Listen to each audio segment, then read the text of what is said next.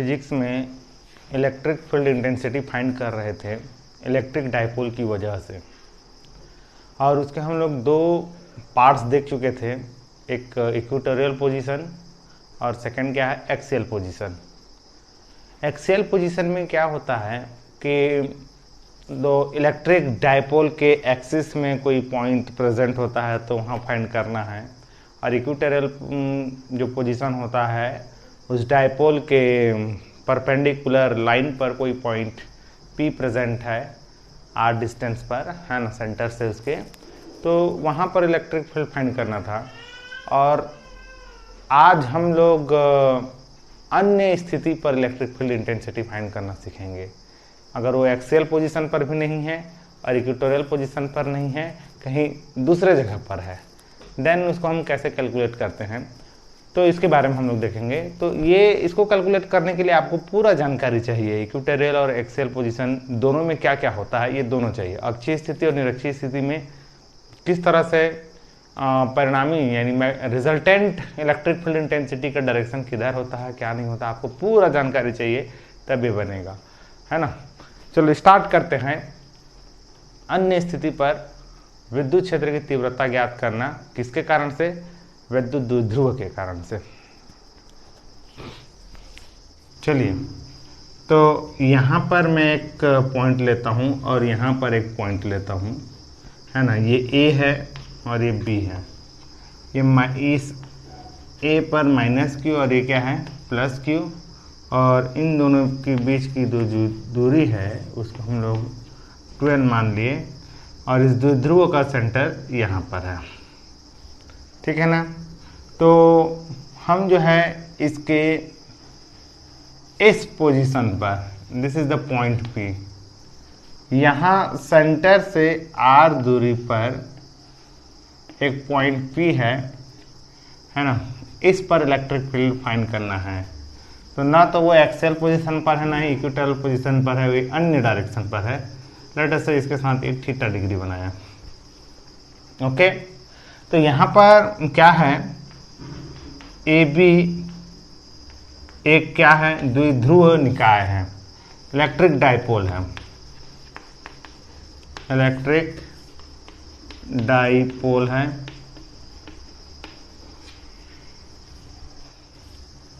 AB एक क्या है, इलेक्ट्रिक डाइपोल है, जिसका इलेक्ट्रिक डाइपोल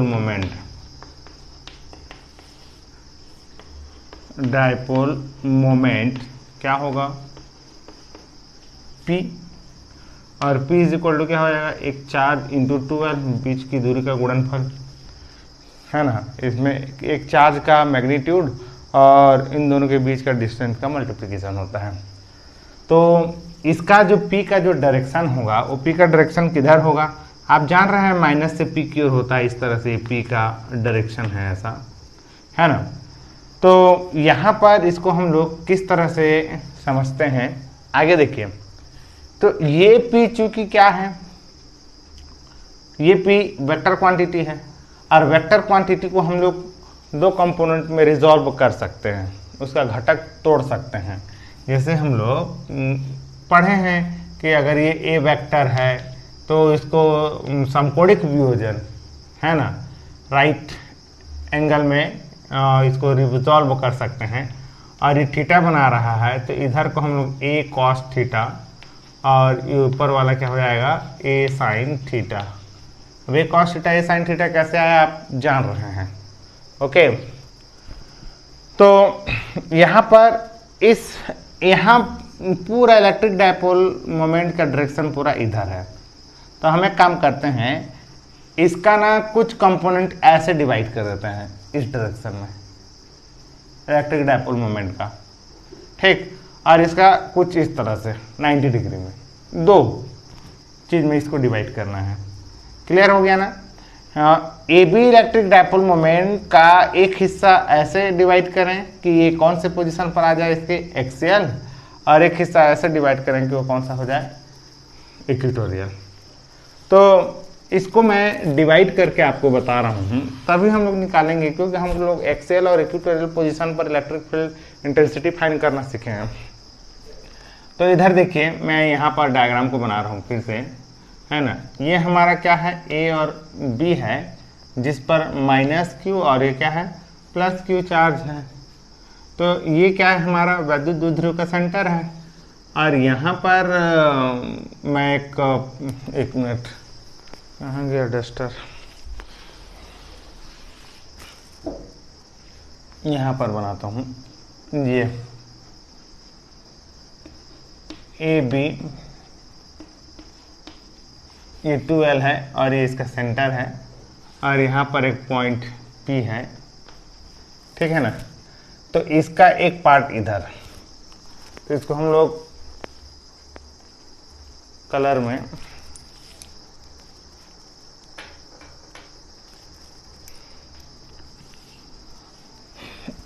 इसका, क्योंकि इधर का डायरेक्शन हमारा P है ना, तो इसका एक पार्ट जो है हम लोग इधर कंपोनेंट में डिवाइड करना चाहते हैं, यानी ऐसे करके। तो ये ऐसे करके, ठीक है ना, ऐसे करके, ऐसे सेंटर में। तो ये वाला जो पॉइंट हो जाएगा, ये इसको आप A1 मान लीजिए और यहाँ B1 मान लीजिए, और ये थीटा है। तो इधर का जो इलेक्ट्रिक डायपोल मोमेंट है वो क्या है, पूरा AB का इलेक्ट्रिक डायपोल मोमेंट, क्योंकि यहाँ -q चार्ज है और यहाँ क्या है, +q चार्ज है। तो A से लेकर B तक का इलेक्ट्रिक डायपोल मोमेंट क्या है, P है। तो इसका थीटा कंपोनेंट में क्या हो जाएगा, P cos थीटा हो जाएगा। जैसे ये A था, तो थीटा वाला जिधर से एंगल थीटा बना था वो cos थीटा में आ जाता है, क्योंकि इधर का पूरा क्या था, P था। समझ आ रहा है। नेक्स्ट, अब क्या करेंगे, मतलब इसका तो एक पार्ट ऐसा कर दिए, आप इसको ऐसे समझ सकते हैं। देखिए ये ऐसा हो गया, एक इधर चला गया, तो समकोणिक वियोजन या 90 डिग्री बनाना चाहिए। तो आप इस तरह से एक ऐसा लाइन खींचे कि इसके साथ 90 डिग्री बनाए। ये देखिए 90 डिग्री बनाएगा यहाँ से, ये देखो ऐसा। तो कुछ इस तरह से आगे इसको और बढ़ा दीजिए, ये इस तरह से। अब इसको क्या काम कर लीजिए, इसको A2 नाम दे दीजिए और इसको क्या नाम दे दीजिए, B2। तो अब इधर का जो P हो जाएगा वो क्या हो जाएगा, P sin थीटा, मतलब दो पार्ट में डिवाइड हो गया। क्लियर है। जैसे ये वही वाली कहानी हो गया ना, ये वाला जो बीच का है, अगर इसको मैं एक्सटेंड करूंगा ऐसे, बीच में ऐसे जाएगा, ठीक है, ये ऐसे जाएगा और ये ऐसे जाएगा, वही तो हो गया।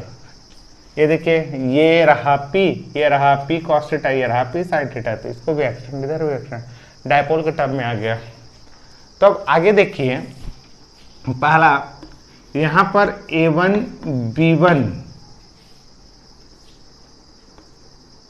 B1, या हम ऐसा लिख सकते हैं, electric dipole moment P cos theta के सापेक्ष पॉइंट P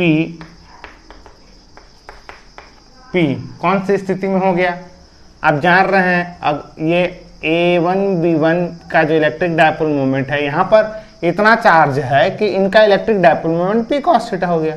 तो इसके रिस्पेक्ट में ये एक्सियल पोजीशन पर है, समझ में आया ना। तो के सापेक्ष पॉइंट P अक्षीय स्थिति पर है, अक्षीय स्थिति पर है। अब सुनिए, अक्षीय स्थिति में इलेक्ट्रिक फील्ड का फॉर्मूला क्या होता है। तो उसका जो फॉर्मूला होता है, हम जान रहे हैं कि E अक्षीय स्थिति पर है, अतः electric field intensity E1 is, ये देखिए E1 ऐसा इज इक्वल टू क्या हो जाएगा, हम जान रहे हैं अक्षीय स्थिति में 1/4πε0 K। और यहाँ पर क्या होता है 2p डिवाइडेड बाई r का पावर 3 होता है। ये अक्षीय स्थिति का फॉर्मूला है, आप पिछले लेक्चर को देख सकते हैं, ठीक है ना। तो वहाँ पर क्या होता था, वहाँ पर ये ऐसा -p और ये +q होता था, तो पूरा यहाँ से r दूरी पर जो है पॉइंट p है, अक्षीय स्थिति पर ये फार्मूला होता था। तो कब होता था, जब इसका पूरा इलेक्ट्रिक डायपोल मोमेंट p था, लेकिन इसका इलेक्ट्रिक डायपोल मोमेंट क्या है, p cos थीटा। तो इस p के जगह में हम लोग क्या लिखेंगे, p cos थीटा, ये। हाँ, अब हमको इस E1 का डायरेक्शन चाहिए, किधर होगा, तो ये रहा माइनस और ये रहा प्लस। तो आप बताइए इलेक्ट्रिक फील्ड इंटेंसिटी का डायरेक्शन एक्सियल पोजीशन में किधर होता है, तो इलेक्ट्रिक डायपोल मोमेंट की दिशा में होता है। तो इलेक्ट्रिक डायपोल मोमेंट क्या होता है, माइनस से प्लस की ओर होता है। तो ये माइनस से प्लस यानी इस पॉइंट से इसका रिजल्टेंट इधर होगा, दिस इज द E1, ऐसा, ठीक है ना। ये हमारा इक्वेशन नंबर फर्स्ट बन गया। सेकेंड, यहां पर क्या है, A2 B2 द्विध्रुव निकाय के लिए ऐसा लिख देना, द्विध्रुव निकाय तथा इलेक्ट्रिक डायपोल मोमेंट क्या है, P sin थीटा। देखिए इसका P sin थीटा है इलेक्ट्रिक डायपोल मोमेंट, इसका, ठीक है ना। P sin थीटा के सापेक्ष पॉइंट P निरक्षीय स्थिति में है, निरक्षीय यानी इक्वेटोरियल पोजीशन, निरक्षीय स्थिति में है, ऐसा। तो निरक्षीय स्थिति में है, तो निरक्षीय स्थिति के लिए क्या होता है यार, इलेक्ट्रिक फील्ड का फार्मूला निरक्षीय स्थिति में है, अतः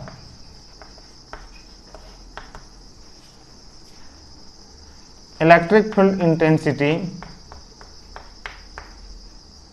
E2 क्या होगा, तो इधर देखिए निरक्षीय स्थिति के लिए फार्मूला क्या होता है आप जान रहे हैं, मैं यहीं पर डायग्राम को बना दे रहा हूँ। निरक्षीय स्थिति में ये -q था और +q था, तो निरक्षीय स्थिति में देखिए ना, ये हो गया ना, तो इसके लंबवत तो है ना ये, आप ये वाला पॉइंट ऐसे, इसको अगर उठा कर ला के ऐसा करके जोड़ूंगा तो वही हो जाएगा। जैसे एक एग्जांपल दे रहा हूँ मैं, ये ऐसा है और ऐसा है, ये निरक्षीय स्थिति, ये देखिए ऐसा। तो इस निरक्षीय स्थिति के लिए क्या होता है फार्मूला में, आप गौर किए होंगे, उसमें केवल 2 नहीं रहता, 1/4πε0, यहाँ P होता है और यहाँ r³ होता है। ये जैसे ये 2 रहता है ना, वो 2 नहीं रहता, लेकिन ये P क्या था, इसका पूरा इलेक्ट्रिक डायपोल मोमेंट था, लेकिन इसका इधर के कंपोनेंट का इलेक्ट्रिक डायपोल मोमेंट क्या है, सॉरी इधर का P sin थीटा है, इसलिए यहाँ पर P sin थीटा लिख देंगे। ये हो गया, ये हमारा इक्वेशन क्या हो गया। तो अब आगे देखिए इसका डायरेक्शन किधर होगा। तो पिछले लेक्चर में हम लोग बताए थे कि इसका डायरेक्शन किधर होता है, बताइए आप लोग। तो इलेक्ट्रिक डायपोल मोमेंट के अपोजिट डायरेक्शन में होता है और उसके पैरेलल होता है। तो इलेक्ट्रिक डायपोल मोमेंट के जो डायरेक्शन है इधर P हो जाएगा, लेकिन इसका डायरेक्शन कैसे निकल रहा था, ये माइनस और ये Q0 चार्ज था, तो इसको इधर अट्रैक्ट करता था, है ना, इसको इधर खींचता था, तो इन दोनों का जो मैग्नीट्यूड था इधर था, कुछ इस तरह से, ऐसे जान तो रहे हो। तो ये क्या हुआ, इलेक्ट्रिक डायपोल मोमेंट का डायरेक्शन इधर है, लेकिन रिजल्टेंट इधर है। तो इलेक्ट्रिक डायपोल मोमेंट का डायरेक्शन किधर हो जाएगा, आप देखिए खुद, है ना। ये क्या था, ये इसको मैं माइनस, ये माइनस है और ये क्या है, प्लस है, तो इलेक्ट्रिक डायपोल मोमेंट का डायरेक्शन इधर हो जाएगा, तो इसका अपोजिट डायरेक्शन उधर होगा। और इस लाइन के पैरेलल ना, तो इसके पैरेलल खींचेंगे तो कुछ इस तरह से ऐसे होगा, दिस इज E2, नहीं समझ आया? ये यानी E1 और E2 मिल गया, यहाँ 2 मिल गया, तो E1 और E2 के कारण से हमको एक रिजल्ट निकालना है। तो आप खुद जान रहे हैं, है ना, ये दोनों क्या है 90 डिग्री है, तो यहाँ पर भी 90 डिग्री बनेगा ना। तो इसका अगर हम लोग रिजल्टेंट निकालेंगे इस तरह से, तो इसका जो विकर्ण है ना, ये विकर्ण, this is the diagonal, this is the final electric field, ठीक है ना। वो हमारा क्या है, परिणामी इलेक्ट्रिक फील्ड है। तो E1 तथा E2 का परिणामी electric field intensity is E, और E इज इक्वल टू क्या हो जाएगा बोलने से आप जान रहे हैं, अंडर रूट, क्योंकि अभी 90 डिग्री है ना भाई, ऐसा करके हमको ये चाहिए, हमको ये पता है और ये पता है, हमको करना चाहिए, तो जान तो रहो ये होता है फार्मूला। एक बार लिख देता हूँ, E का स्क्वायर E1 का स्क्वायर प्लस E2 का स्क्वायर हो जाएगा, है ना। तो E is equal to under root हो जाएगा, और E1 हमारा क्या है जान रहे हो, 1/4, यहाँ पर भी क्या लिख दो यार, क्योंकि अगर यहाँ मीडियम में अगर के परावैद्युतांक कोई डाइलेक्ट्रिक हो तो, है ना, फ्री स्पेस है तो के नहीं लिखेंगे तो भी चल जाएगा। 4πε0 के, मैं पिछले लेक्चर में भी के लिखना भूल गया था इधर जब मैं सॉल्व करके बता रहा था, तो खैर कोई बात नहीं, बाद में सुधार लिए थे। तो 1/4πε0 के, और यहाँ क्या है 2p cos theta divided by r का पावर 3 हो गया। फिर यहाँ प्लस है, तो यहाँ क्या हो जाएगा 1/4πε0 के p sine theta divided by r का पावर 3। आपको दिख रहा होगा कि नहीं। तो यहाँ से E इज इक्वल टू क्या हो जाएगा, आप थोड़ा ध्यान देंगे, यहाँ से पूरा होल स्क्वायर भी करना पड़ेगा। क्यों करना पड़ेगा, क्योंकि E1 का स्क्वायर है और इसको भी होल स्क्वायर करना पड़ेगा, ऐसा करके, ठीक है ना। तो इन सब चीज़ों में देखिए 1/4πε0 के p, 1/4πε0 के p और r³ कॉमन कर दो, 1/4πε0 के और p डिवाइडेड बाई r³, ये होल स्क्वायर क्या हो जाएगा कॉमन हो जाएगा। तो ये निकल गया, तो यहाँ क्या बचा 2 cos थीटा का होल स्क्वायर, तो ब्रैकेट में 2 cos थीटा का whole square plus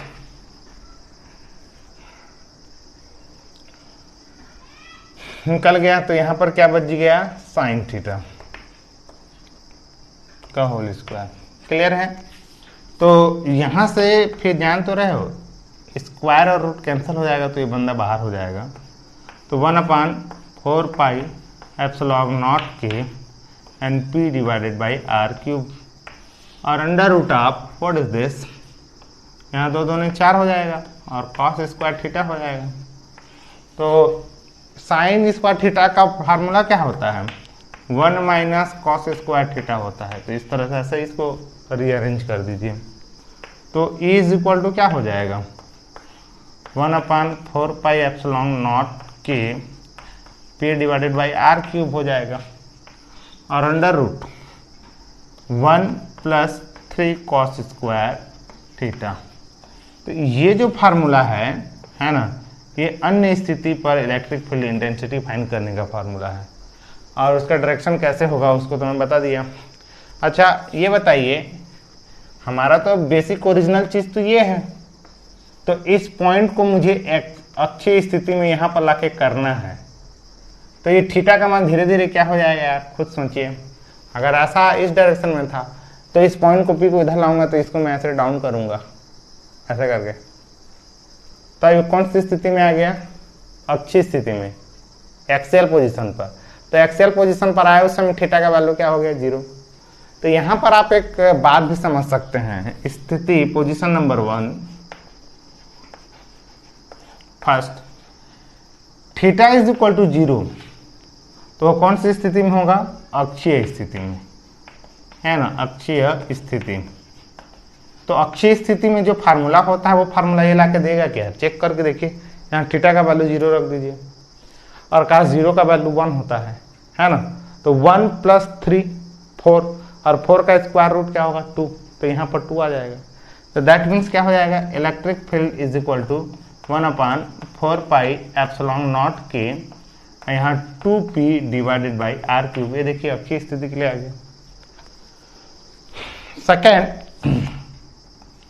theta is equal to 90 कर दूं मैं, है ना। यदि थीटा इज इक्वल टू 90 तो निरक्षीय स्थिति हो जाएगा। हमारा बेसिक ये है इलेक्ट्रिक डायपोल मोमेंट। तो निरक्षीय स्थिति में कब जाएगा? जब ये पॉइंट इसके इस तरह से ऐसे सीधा हो जाएगा तब, यानी यहाँ पर ये कितना डिग्री बनाया ऐसे करके 90 बनाया। तो थीटा अगर 90 हो जाएगा तो क्या हो जाएगा? निरक्षीय स्थिति, निरक्षीय स्थिति ऐसा। ओके, तो यहाँ पर एक बात ध्यान दीजिए कि E इज इक्वल टू क्या हो जाएगा? अब देखिए यहाँ पर 90 रखिए, काश 90 का वैल्यू 0, ये कहानी खत्म। और यहाँ एक 1 + 0 1, और 1 का स्क्वायर रूट तो 1 ही होगा, तो बचा क्या? 1/4πε0 kNp/r³, ये इस तरह से। तो अन्य स्थिति से हम ना अक्षीय स्थिति और निरक्षीय स्थिति दोनों को हम लोग फाइंड कर सकते हैं। यहाँ पर एक और कुछ नॉलेज वाली बात है, ध्यान से सुनिए। एक पॉइंट के कारण से r डिस्टेंस पर इलेक्ट्रिक फील्ड का वैल्यू और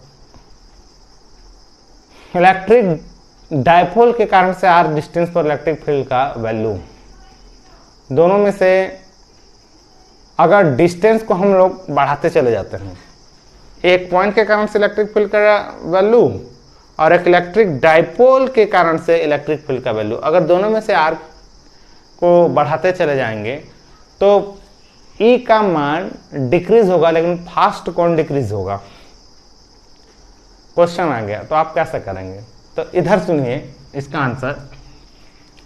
एक पॉइंट के कारण से अगर ये सोर्स चार्ज है और यहाँ एक पॉइंट P है, इसके कारण से इलेक्ट्रिक फील्ड का जो फार्मूला होता है 1/4πε0k Nq/r² होता है। लेकिन अगर वही इलेक्ट्रिक डायपोल मोमेंट हो गया और इसके r डिस्टेंस के कारण से अगर हम लोग यहाँ पर कोई एक निकालते हैं, तो अक्षीय स्थिति है तो 1/4πε0k और यहाँ 2p/r³ होगा। तो ये कहानी को आप छोड़िए, हम डिस्टेंस से रिलेट है, तो यहाँ 1/r³ होगा प्रोपोर्शनल, और ये यहाँ पर जो E होगा वो 1/r³ होगा। तो यहाँ पर अगर r का वैल्यू को 2 गुना कर देता हूँ तो 2 का स्क्वायर कितना है? 4, तो ये 4 गुना 4 टाइम्स घट जाएगा। और यहाँ r का वैल्यू को अगर 2 कर देता हूँ तो 2 का घात 3 कितना हो जाएगा? 8, तो यहाँ 8 टाइम्स कम हो जाएगा। यानी सबसे फास्टली एंड रैपिडली डिक्रीज ये होगा डिस्टेंस को इंक्रीज करने के साथ साथ। ये हो गया कुछ बातें अक्षीय स्थिति और निरक्षीय स्थिति की तुलना कैसे करेंगे। इधर देखिए स्थिति, इक्वेटोरियल पोजीशन। तो अक्षीय स्थिति और निरक्षीय स्थिति में आप सबसे फर्स्ट ये ध्यान दीजिए कि इसमें मैं लिख नहीं रहा हूँ, लैंग्वेज में बोलूँगा कि द्विध्रुव के, है ना, अक्ष के बढ़ाए गए दिशा में कोई एक पॉइंट P रहता है, जिसमें वहाँ पर इलेक्ट्रिक फील्ड निकाला जाता है। और यहाँ क्या है? फर्स्ट में द्विध्रुव के लंब समद्विभाजक लाइन पर स्थित किसी बिंदु P पर क्या निकाला जाता है? Electric field intensity. तो इसमें जो होता है जो E आता है, E का जो फार्मूला होता है 1 क्या होता है? 4πε0k एंड 2p/ क्या होता है? r³, है ना ये। और ये क्या होता है? ये भी r होता है। और इसमें जो सेकेंड नंबर फार्मूला आता है E = 1/4πε0 एंड पी के B divided by are cube. Okay, तो ये काम ये करते हैं। एक तो और थोड़ा कंपैरिजन देखते हैं। ये एक्सियल पोजीशन पर है इसलिए मैं ई ए लिख देता हूं, और ये इक्वेटोरियल पोजीशन पर है इसलिए ई ई।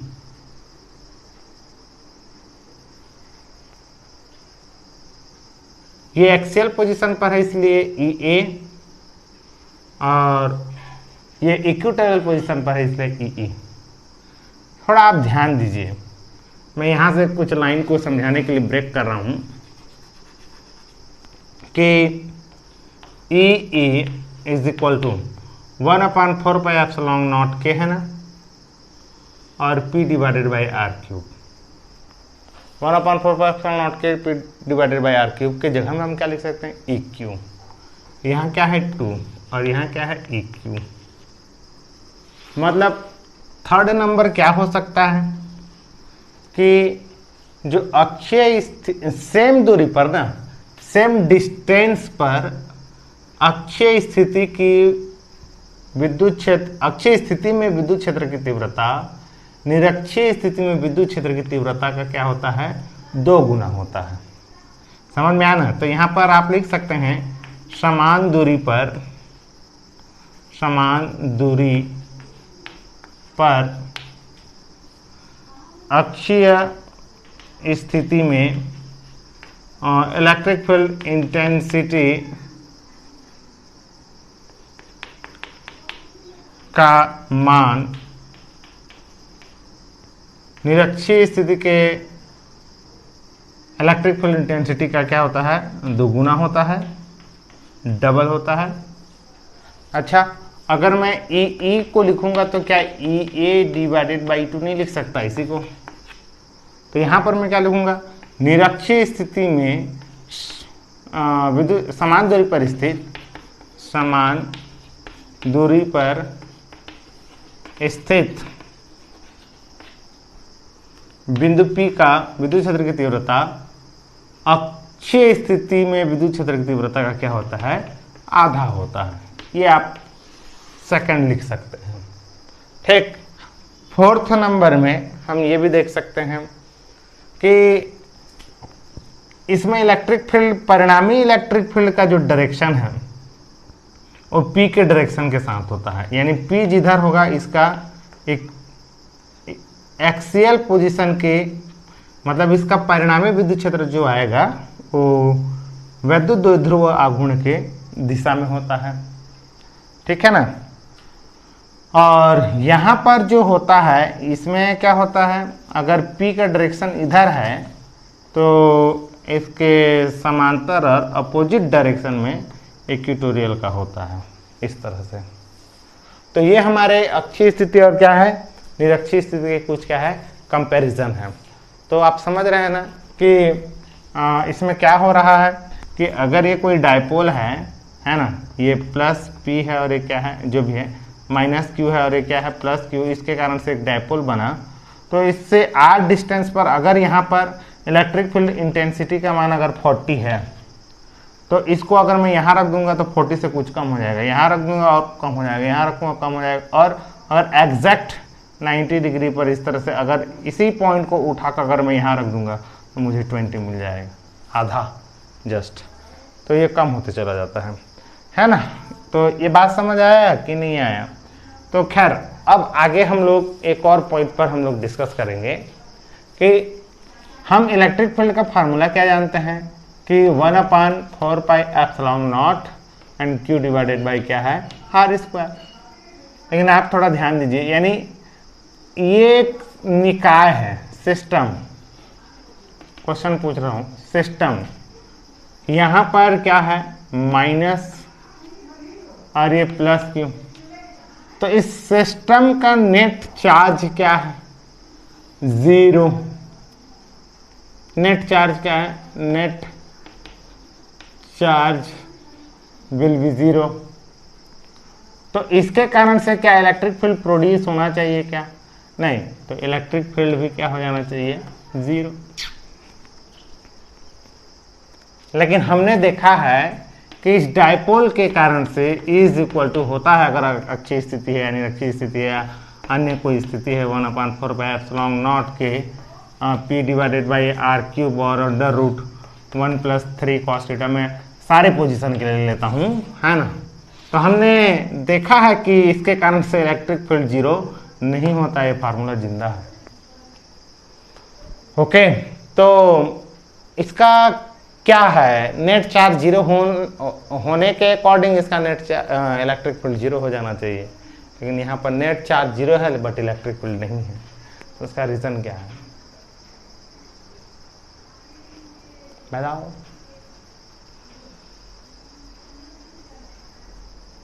तो ये रहा आपके लिए एक क्वेश्चन। नहीं चलो यार आपको आंसर बता ही देता हूँ।